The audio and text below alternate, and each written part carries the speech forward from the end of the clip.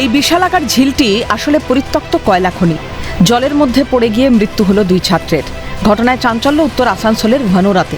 কেন্দ্রীয় সরকারের আওতাধীন ওই কয়লা খনিতে দীর্ঘদিন ধরেই বন্ধ কয়লা উৎপাদন, নেই কোনো নজরদারি।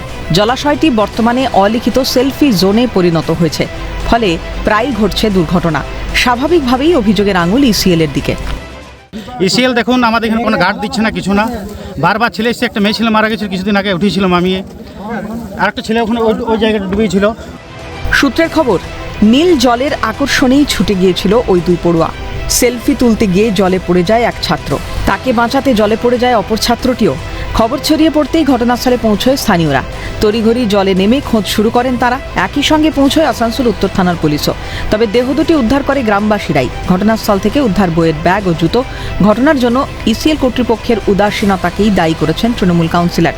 গ্রামবাসীকে সঙ্গে নিয়ে বৃহত্তর আন্দোলনে নামার হুঁশিয়ারি কাউন্সিলরের।